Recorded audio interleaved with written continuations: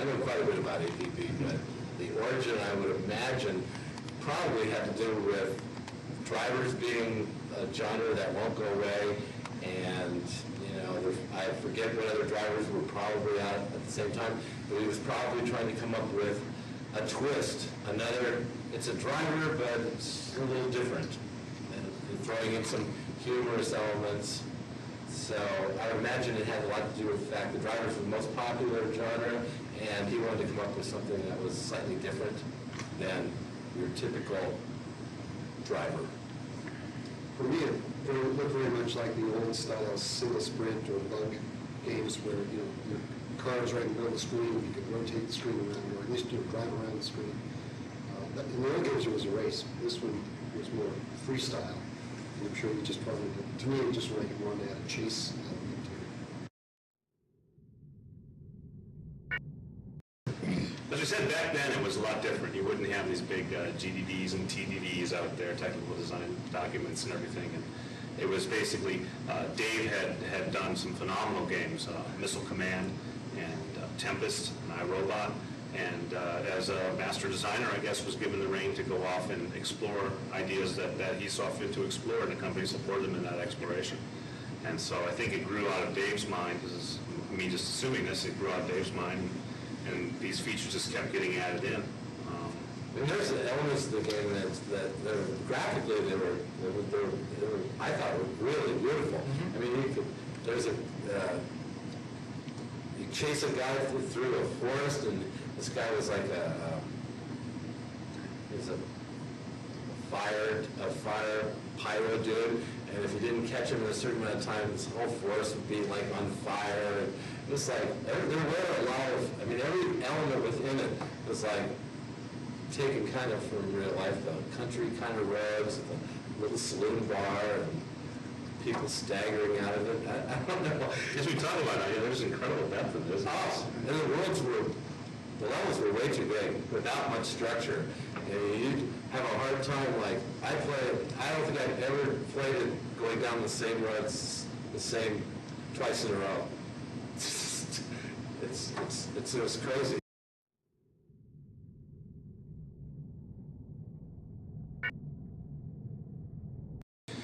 We didn't really cut anything out, that was the thing. We just kept, it's like, well, what am I supposed to do here? Well, you don't want to get too many demerits, but you got to go chase all these different violators down, but you still got to remember where the police station is so you can get back there before your day shift runs out. But on top of that, there's these criminals that are really bad guys that you want to search after and find. Then you want to bring them back, and you want to then interrogate them with a confesso reader, and it's like it goes on and on and on. And every new day there's yet another quota, because that was the whole thing. Okay, first day is really easy. It's just a couple that we had cabs that would go around honking. So it's like they're annoying. So it's like we had little great pictures of a litter bug, a pink convertible car. This girl was kind of half in and half out the car, kicking her legs. The guy was tossing cans. And it's like, okay, we got to find somebody of those. And you have little vans with smoke coming out the top. It's like they created like every kind of humorous, but violation that you could come up with. And then I would sit there and I'd create these tables to determine how many of a certain element was required for the quota of the day. And then on top of all that, just the layout of the entire playfields themselves, there was tons and tons of Easter eggs. Hidden things. You could drive behind all the buildings and get completely off of the road, pick up bags of money. It's like, as I think about it, it's like, what a mess. It's just like, when you develop something and you have a bunch of really creative people, that's just way too much time. It's too much time to work on, because what you end up with is you end up with all these really neat elements. There was donut shops. They used my voice as better. It's time to get a donut. Could use a donut. there was big things along the road, kind of like donut stands, where these big shovel things would come out, and you'd time it right and collect all these donuts. And there was there was every aspect of attributing your car. There was shops that you'd drive in and trade your money in for way too many different kinds of attributes for your car. There was gas. You only had so much gas. That was another element in the game industry. There was gas stations that you'd pull into, and there was ways to get quick gas, and there's ways It would be neat to get like 10 designers loose with that same tool and see what games came out of it. It was like it was trying to be realistic, but at the same time, I mean, the driving model was it was kind of like a sprint. You could whip the wheel and you could drive all around, and Didn't you mainly go up? you could go up, you could go sideways, you could go down. 3 years of depth. 3 years of depth was in the game. And it was I came in at the last 6 months to draw it all together and get it on the production line. And the one thing I do remember about the end of the project was it's great to be at the end. The distributor show they had was held at Hilton Head Island. I'd never been to the East Coast. I was like, wow, this water's warm. And we set the game up. We had all these distributors there. I remember we sold 2,000 units that weekend, and that was it. It's like, okay. It's like, I've never been involved in a game where we sold. People wanted it for some reason, but once they got it, they realized, I guess it wasn't quite what everybody who had come through the labs and they'd seen it was like, wow, look at all this stuff. It looked nice. Yeah, and it looked fun. It looked fun. But it was like, I think what we realize now, there was not enough holding it together. There was too much freedom. There was too many elements, and it got a lot of laughs, but it wasn't the kind of game in the coin-out market that you'd say was a huge hit. But it was one of the better weekend sales that Atari had.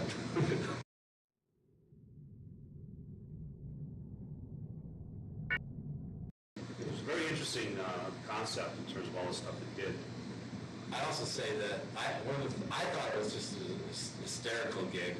I mean, as I play it, and I have one that works here still, I turn it on every once in a while, and it's like, yeah, I have no problem playing it. I'm pretty good at it, but it's like I find myself laughing constantly as I'm playing it, just at the visuals. It's a comic book game. You drive by places, there's bars and there's guys like in the windows fighting, and other guys drinking beer. It's like you just get these glimpses of.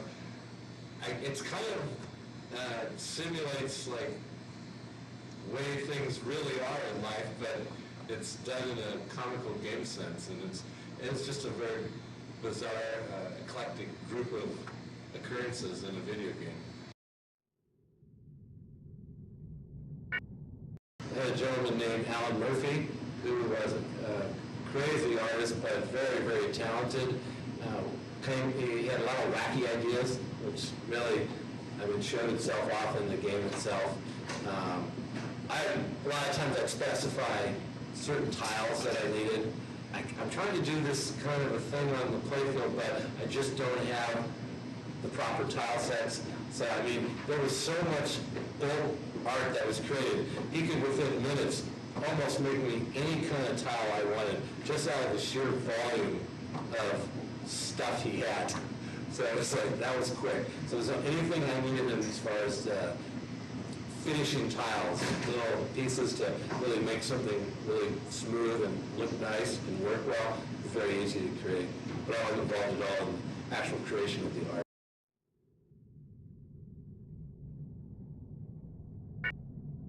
A.P.B. took from start to finish a little more than 3 years, I believe.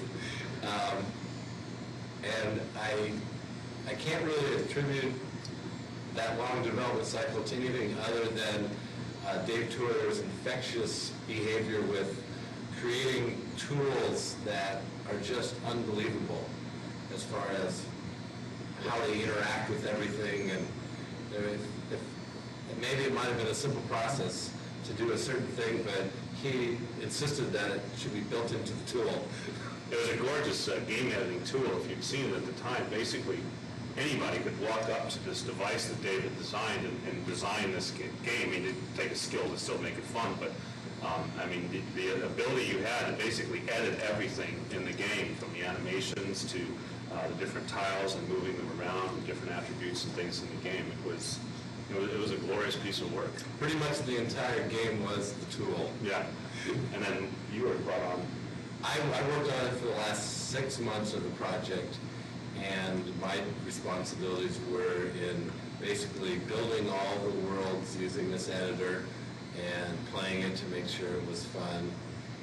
The biggest problem that I saw was, and I didn't even see that at the time, but looking back on it, he had been working on this project so long that there was so much content that was created that in hindsight, basically the worlds were too big.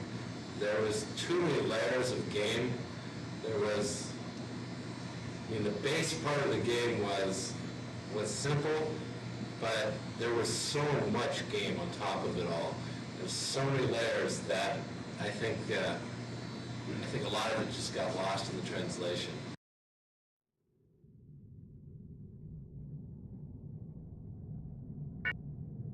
The interesting story about the Confessometer, the game had a series of supposedly really bad guys that you had a whole picture, and they were all, you had to get those guys brought back and put in jail.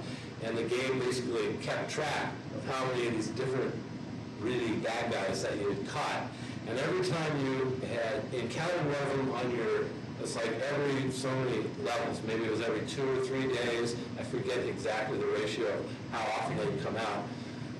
But there would be this whole little upfront story to say such and such has escaped and they're going to be in this vehicle. And as you were driving around that particular day, you would go into an area that had to do with, there was always something about that criminal and the surrounding areas within that playfield that day where the two kind of, it made sense. And if you could capture that, and the way to capture these criminals is you basically had to catch up with them, and then you had to ram them off the road. Not just touch them like the quotas. You had to actually, and they would try hard to evade you. But once you did capture them and bring them back to the police station, the game would cut to a screen with there's basically a stairs. It was kind of like a basement. So you'd have an overweight, pot-bellied police sergeant, and he was your timer. And he would start at the top of the stairs, and like you hear the door open, and then done. He'd be like, you see his belly bouncing, and he was your timer. And then there was a window that was kind of like, you could see silhouettes. So as the player, you'd see the Confessometer would come up, and then you would do the track and field timing of the buttons. And if you kept it in sync and kept the speed up, you could get the meter to reach Confessometer before the policeman, the chief, could get to the bottom. And the visual you saw was the police officer basically beating the crap out of the convict, trying to get him to confess. You kind of see him being held by the neck and a series of punching. It was very, very funny. One of Dan Van Elden had come into the lab, and he was looking at the game one day, and he was basically the man in charge, and he still is here at Atari. And maybe he had heard about something I had installed into the game, but we basically put in a 2-punch combination where it was not just into the upper body, but it was also into the lower body. And he made me take that out.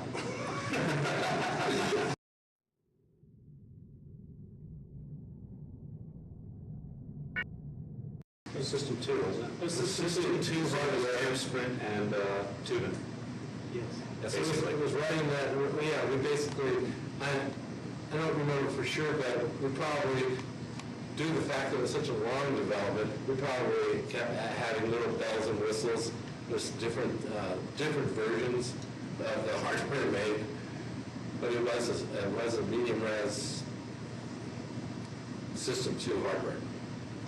I'm wondering, a game like that probably wouldn't have been possible, maybe even when the project first started, because of it being so deep. You wouldn't have the memory for something like that. Is that the case? It's hard for me to answer truthfully because all right.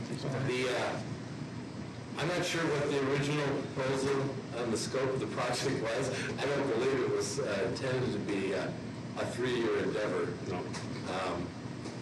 I would imagine that the game, the hardware was capable, and there was enough memory to hold everything, probably from the get-go.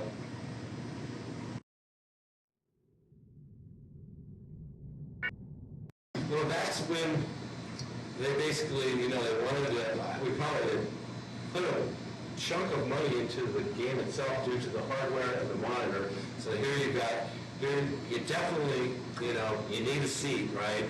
So there wasn't any money left. So we designed the cheapest little, basically a little tiny bench on a steel pole that, inserted into a receptacle in the cabinet, and it was like, that was like, okay, here's your seat. And I remember they had problems in manufacturing actually getting the seat packed in with the game, so that there's a bunch of operators got their games without a seat initially. I remember that, and that's how I think it had a couple different adjustments where you could put it so that everybody could reach the pedal. It's always with the driver, kind of a stand-up driver. It's always or once you apply some sort of seat, then the next question is, okay, well, can little kids reach a pedal without having to get off of the seat and at the same time still see? So there's always those constraints in there.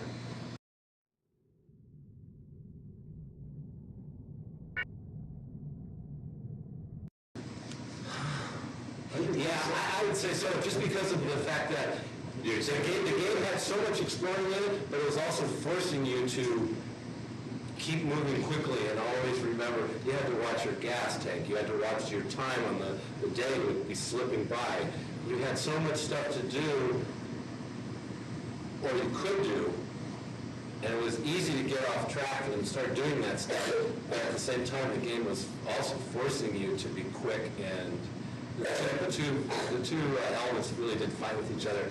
So having the freedom of being able to do that in an atmosphere where you're not demanding coin drop on a time basis, yeah, I think it would make a lot better. The problem is a game like that, like a shooter, it's sometimes very difficult. It's not everybody's got a steering wheel. Sometimes those games don't translate that well, especially if you're trying to play it with a keyboard.